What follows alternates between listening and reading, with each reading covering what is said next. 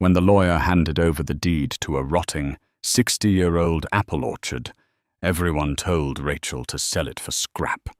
It was worthless, cursed even.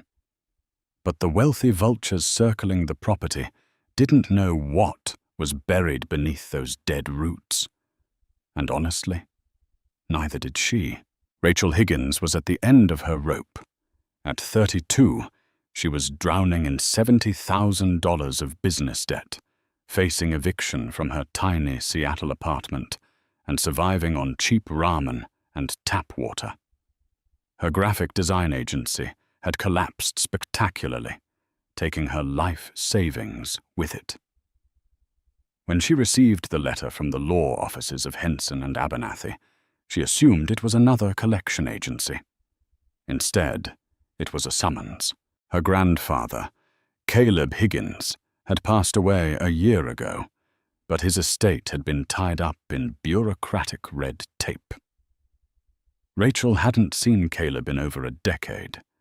He was the family outcast, a paranoid, eccentric hermit who spent the last 30 years of his life fortified inside his property in Oak Haven, Oregon, a small logging and farming town that time seemed to have forgotten.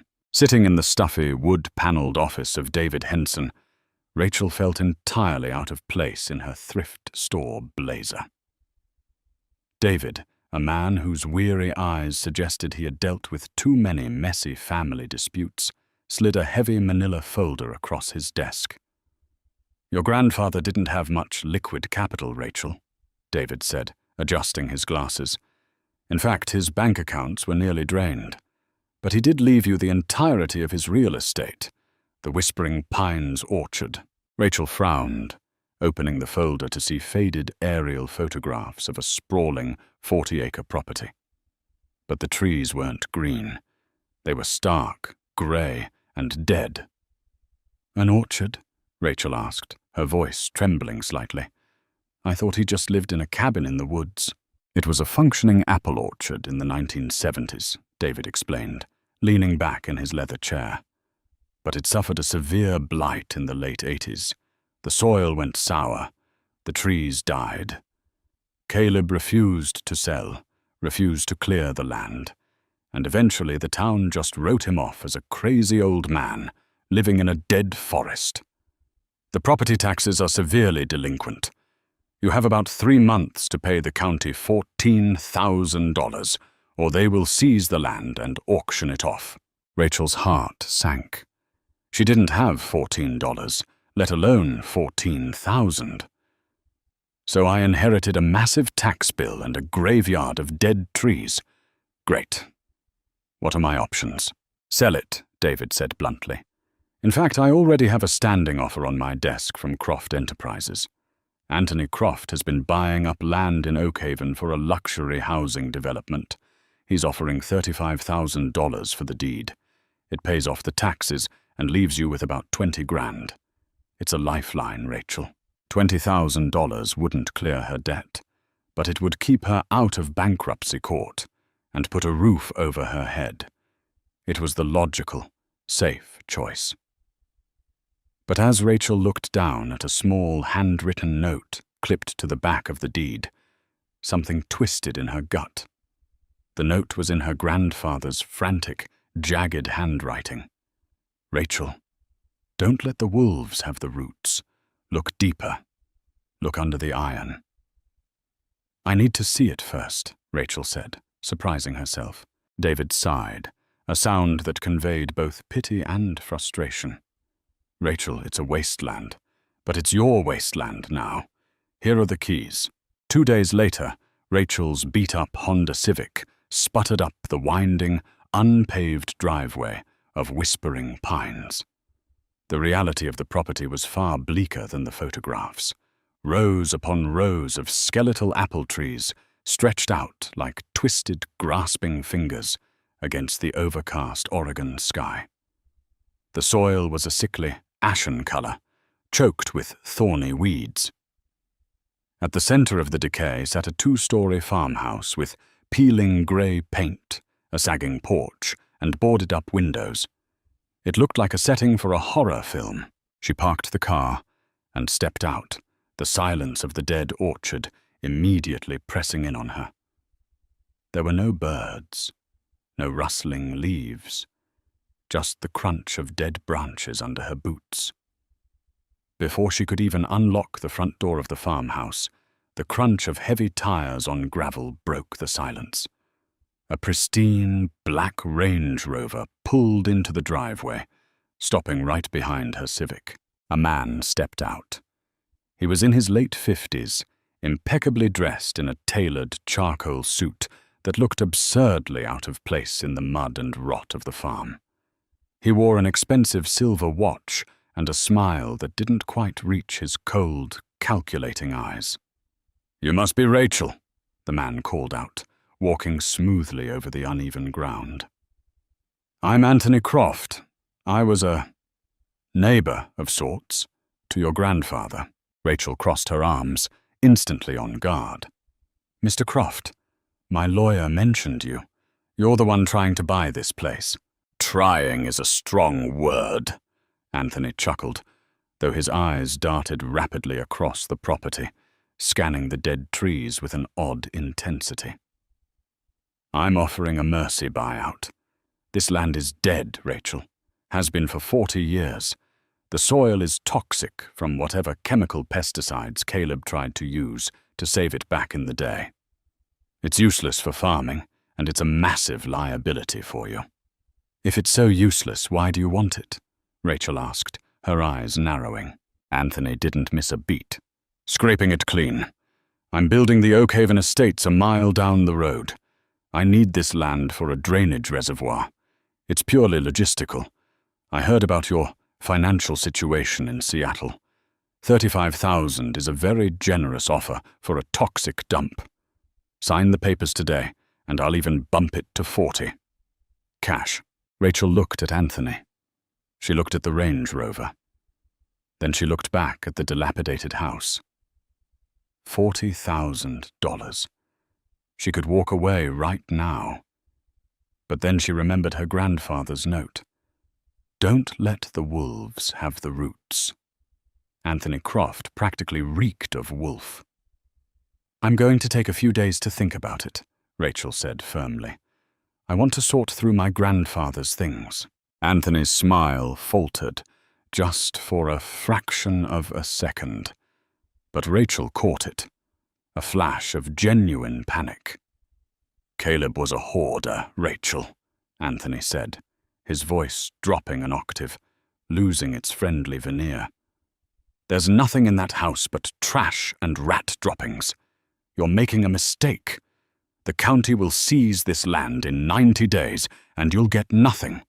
Don't be foolish like he was." "Get off my property, Mr. Croft," Rachel said, turning her back on him and sliding the heavy brass key into the front door. She heard him scoff, followed by the heavy slam of the Range Rover's door. As he drove away, Rachel finally pushed open the door to the farmhouse. The smell of dust, old paper, and stale tobacco hit her like a physical force. Anthony had been right about one thing. Caleb was a hoarder. Floor-to-ceiling stacks of newspapers, bizarre mechanical parts, and countless mason jars filled with soil samples cluttered every inch of the living room. But Rachel wasn't leaving. She locked the door behind her, dropped her bags, and began to search. For 3 grueling days, Rachel tore through the farmhouse. She battled spiders, inhaled decades of dust, and sifted through thousands of pages of Caleb's manic scribblings. Most of it was incomprehensible, rambling theories about soil pH levels, government surveillance, and the history of Oakhaven's founding families. She found nothing of value. No hidden cash, no bonds, no secret bank accounts, just a house full of junk and a rising sense of despair. By the 4th morning, a torrential summer thunderstorm rolled through the valley, turning the dead orchard into a muddy, impassable swamp. Rachel sat on the sagging front porch, drinking bitter instant coffee, watching the rain hammer the dead trees. Her phone buzzed. It was an automated text from her bank in Seattle. Account overdrawn, -$42.18. Tears pricked her eyes. She was a fool. Anthony Croft was probably sitting in a leather chair somewhere, laughing at her. She had let a cryptic note from a paranoid old man convince her to turn down $40,000. She resolved to call David Henson on Monday and accept Croft's offer. The fight was over. The rain finally broke by mid-afternoon, leaving a heavy, humid mist hanging over the property. Rachel decided to take one last walk around the grounds before packing her things. She wandered past the rusted remains of an old tractor, heading toward the back of the property where the trees grew thickest, their dead branches weaving together into a dense, grey canopy. As she navigated a particularly thorny patch of dead blackberry bushes, she noticed something odd. The ground here was different. The rest of the orchard was flat, but in this specific clearing there was a natural depression in the earth, forming a wide, shallow bowl. In the center of the depression sat a massive, rusted iron wheel, like a valve from an old steamship, half buried in the mud and overgrown with aggressive vines. Look under the iron. Rachel's pulse spiked. She scrambled down the muddy embankment into the center of the depression. She grabbed the heavy iron wheel, her hands slipping on the wet rust and moss.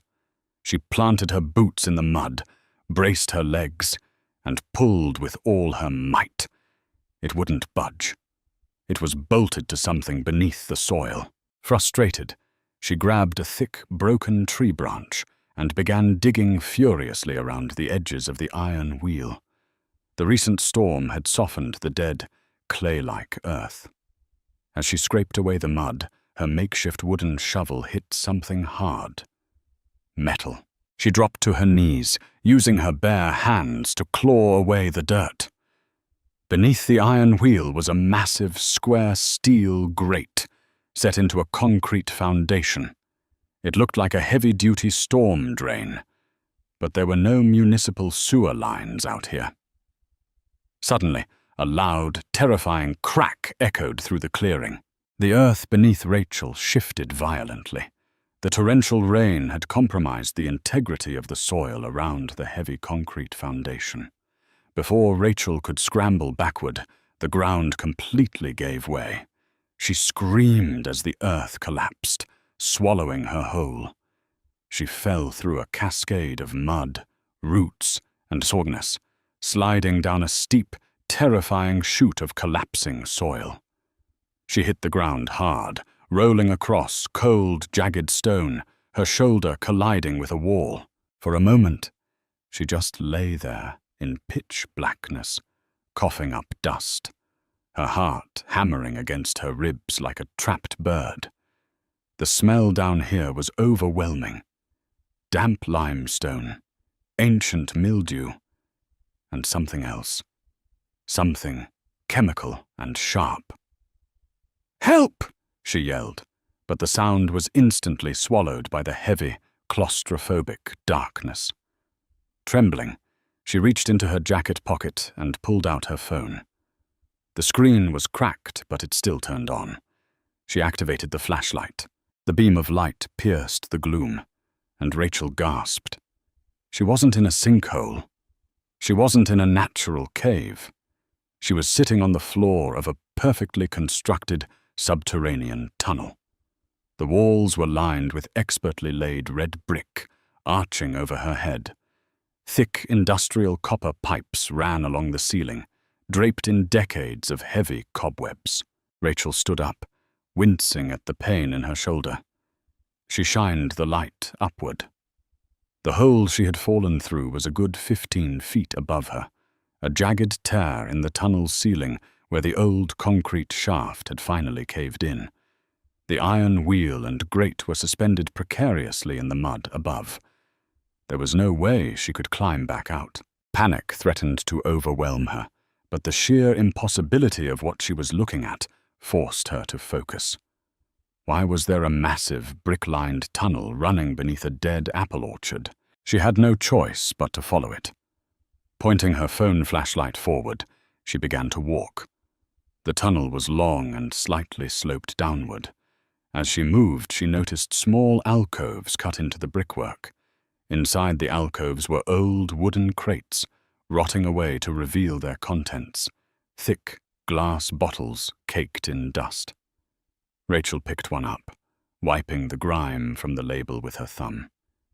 It was a bottle of rye whiskey. The label read, Oakhaven Distillery, bottled 1923, Prohibition. This was a rum-running tunnel. But as she continued walking, the historical novelty quickly shifted into something much more modern and alarming. About 200 yards down the passage, the brick walls gave way to a modern reinforcement. Steel I-beams supported the ceiling, and thick electrical wiring was stapled to the walls. At the end of the tunnel, the path was blocked by a massive reinforced steel door, the kind you would see on a bank vault or a panic room. It looked entirely out of place, glaringly modern compared to the 1920s brickwork. And on the door, holding a heavy sliding latch in place, was a brand new titanium padlock. Someone had been down here recently. Grandpa Caleb? Or someone else? Rachel approached the door, her light catching on something resting on a small wooden crate to her left. It was a heavy, yellow Stanley crowbar and a pair of bolt cutters. Caleb had been trying to get in, or he had been the one who locked it. She picked up the bolt cutters. They were incredibly heavy, requiring both her arms to lift. She positioned the jaws over the titanium shackle of the padlock, braced the handles against her hip, and threw all her body weight onto them. The metal groaned. Rachel gritted her teeth, pushing until her muscles screamed. With a sharp, violently loud snap that echoed down the tunnel, the padlock broke. She tossed the cutters aside, her hands shaking, and pulled the heavy steel latch back. She grabbed the handle of the vault door and pulled. The heavy hinges screamed in protest, but the door swung outward. Rachel raised her phone, stepping into the antechamber beyond. The air in this room was dry and climate-controlled. Her flashlight beam swept across the room, illuminating stacks of plastic storage bins, several metal filing cabinets, and a large wooden desk. But it was what was pinned to the corkboard behind the desk that made Rachel's blood run cold. It was a sprawling, chaotic web of photographs, newspaper clippings, and financial records, all connected by red string. In the center of the board was a massive, black-and-white photograph of a younger Anthony Croft, standing next to a group of men in suits. Above the photograph, written in thick black marker, were the words, "They poisoned the land. They stole the town. I have the proof." Caleb hadn't been a crazy hoarder. He hadn't failed at farming. His orchard hadn't died from a natural blight. It had been murdered. Rachel walked slowly to the desk. Sitting perfectly centered on the blotter was a leather-bound ledger. She opened it to the first page.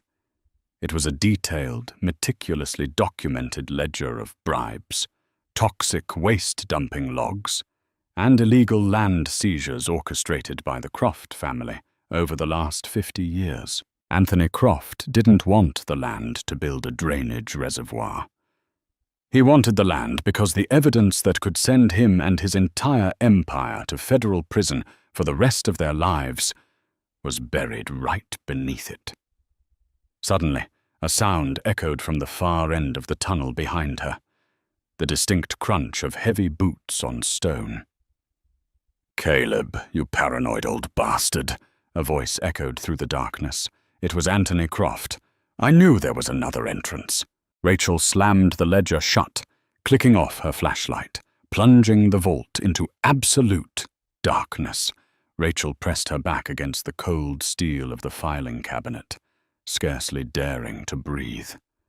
The heavy rhythmic thud of Anthony Croft's boots echoed louder as he approached the breached vault. "Caleb, you were a persistent old rat." Croft's voice drifted down the tunnel, dripping with arrogant amusement. "I spent a week looking for the main entrance after you finally kicked the bucket. Should have known you'd rig a cave-in to hide the primary shaft. But my surveyors found the secondary ventilation grate on the ridge. You couldn't hide this forever." A brilliant, blinding beam of an LED flashlight pierced the darkness of the antechamber, sweeping across the concrete floor. Rachel squeezed her eyes shut, pulling her knees to her chest. She had slipped the leather-bound ledger into her oversized coat pocket the second she heard him coming, but the corkboard, a damning tapestry of Croft's crimes, was still glaringly visible. The beam of light hit the corkboard. The flashlight steadied. "Well," Croft whispered, the amusement instantly vanishing from his voice. "Look at this." The old fool actually put it all together. Rachel knew she had seconds before he swept the rest of the room. She was trapped in a dead-end bunker with a ruthless billionaire who had just discovered his own undoing. Her eyes darted around the dim periphery of the room, catching the faint silhouette of the heavy wooden crate near the door, and the yellow Stanley crowbar resting on the floor where she had dropped it. "Griggs!" Croft barked over his shoulder, his voice echoing back up the tunnel.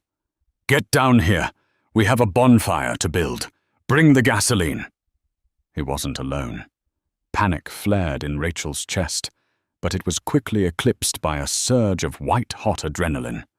She wasn't about to let her grandfather's life work burn, and she certainly wasn't going to die in a Prohibition-era tunnel. As Croft stepped fully into the vault, mesmerized by the corkboard, Rachel reached blindly into the darkness to her left. Her fingers brushed against one of the glass bottles she had seen earlier, the heavy, unopened rye whiskey from 1923. She gripped the dusty neck of the bottle, her knuckles turning white. Taking a deep, silent breath, she hurled the bottle as hard as she could into the far corner of the vault. It shattered against the brick with a deafening crash, the smell of ancient, potent alcohol instantly filling the dry air. Croft spun around, his flashlight wildly tracking toward the noise, a startled curse escaping his lips. "Who's there?" Using the distraction, Rachel lunged from her hiding spot. She didn't run toward the back of the room. She lunged straight for the heavy steel vault door. Croft heard her boots hit the concrete and swung the flashlight back, the blinding beam catching her right in the eyes. "You!" Croft shouted, realizing instantly who she was. "Stop!" He reached into his jacket, but Rachel was already in motion. She grabbed the massive handle of the vault door. Her grandfather had maintained the hinges, and the heavy steel swung inward with terrifying momentum. Croft lunged forward to stop it, but he was a second too late. The heavy door slammed shut, catching Croft's shoulder and throwing him backward into the vault. Rachel slammed the heavy exterior latch into place. Her hands were shaking violently as she scooped up the heavy yellow crowbar from the floor. She jammed it vertically through the steel handles of the latch mechanism, effectively wedging the door shut from the outside. Almost immediately, the muffled sound of heavy fists began pounding against the thick steel from the inside. "Rachel, open this door!" Croft's voice was muffled, laced with sudden, absolute panic.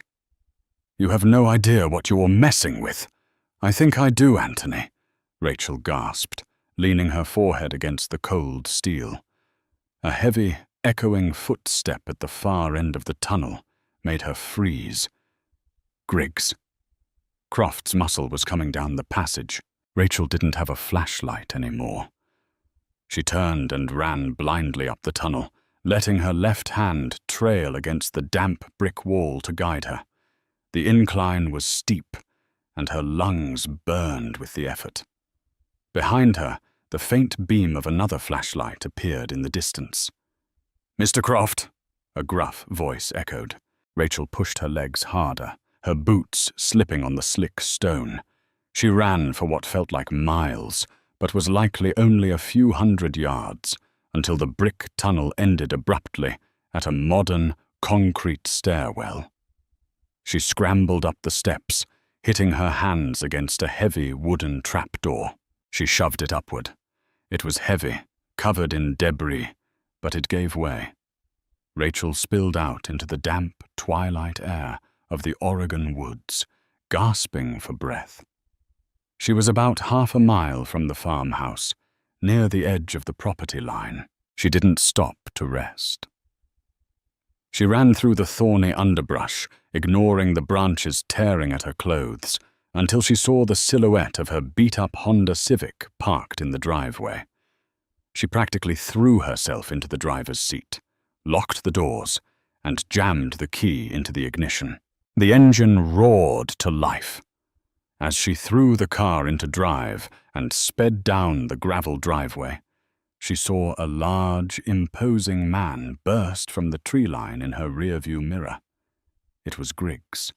He watched her taillights fade into the mist, holding a red gasoline can. Rachel pulled the leather ledger from her pocket, tossing it onto the passenger seat. She wasn't going to the Oak Haven police. If Croft owned the town, he owned the sheriff. She pointed the Civic north, toward Portland. She was going straight to the federal government. By 9 a.m. the next morning, Rachel was sitting in a sterile, fluorescent-lit conference room inside the Environmental Protection Agency's regional headquarters in Portland.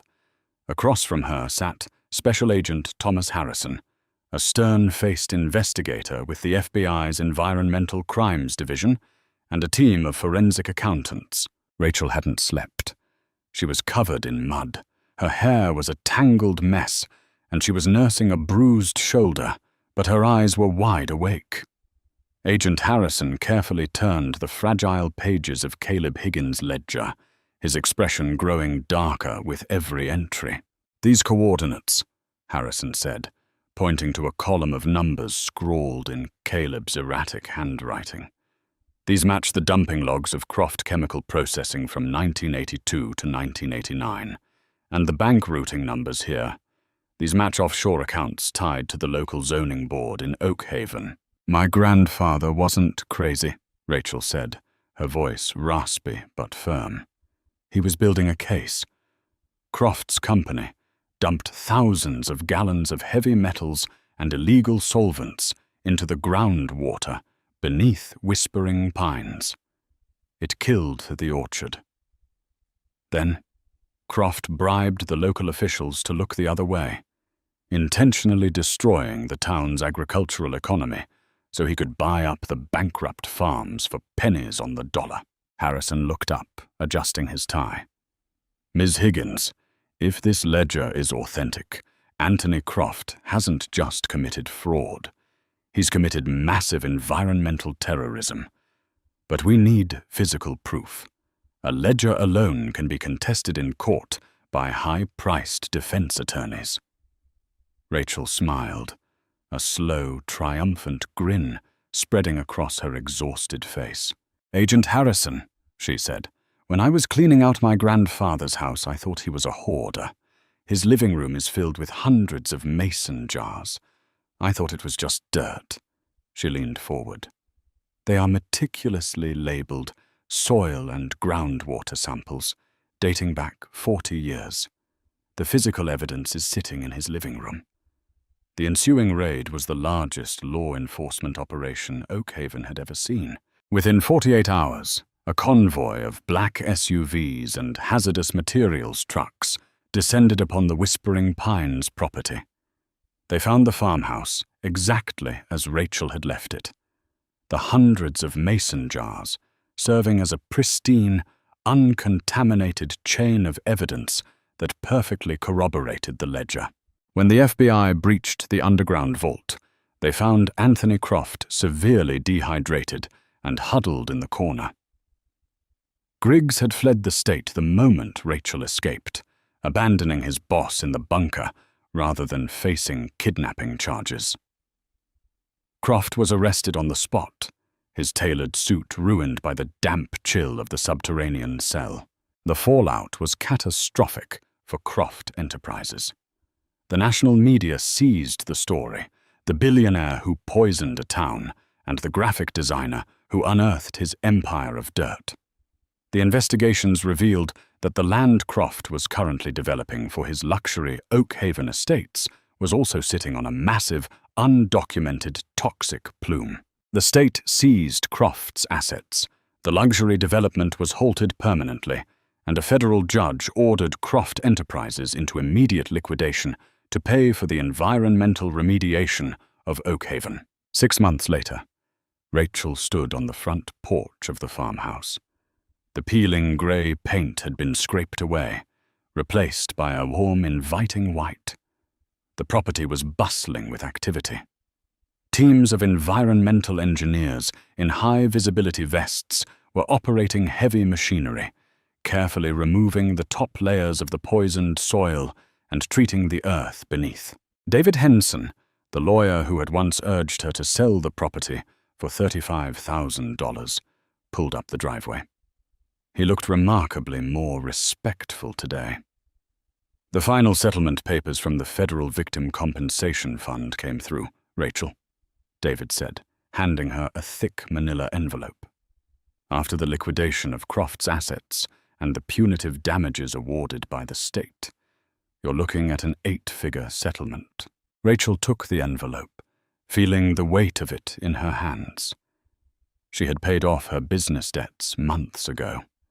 The $70,000 that had once felt like an insurmountable mountain was now a rounding error in her bank account. "Thank you, David," she said, looking out over the property. "What are you going to do with all this land?" David asked, looking at the skeletal trees being uprooted by the excavators. "You don't have to stay here, you know. You could buy a penthouse in Seattle. You could go anywhere." Rachel looked down at a small, framed photograph she had found hidden in the floorboards of the farmhouse during the renovations. It was a picture of a younger, smiling Caleb Higgins, standing proudly next to a vibrant, blooming apple tree. "No," Rachel said softly, a genuine smile touching her lips. "I think I'll stay. The engineers said the soil will be completely clean by next spring."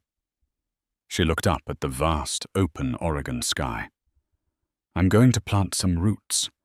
Whispering Pines is going back into the apple business. What an incredible journey of resilience and uncovering the truth. Rachel's grandfather wasn't losing his mind. He was the only one brave enough to fight for his land. If this story of the hidden tunnel, corporate greed, and ultimate justice kept you on the edge of your seat, please hit that like button to support the channel. Don't forget to share this video with anyone who loves a gripping real-life mystery, and subscribe for more amazing stories.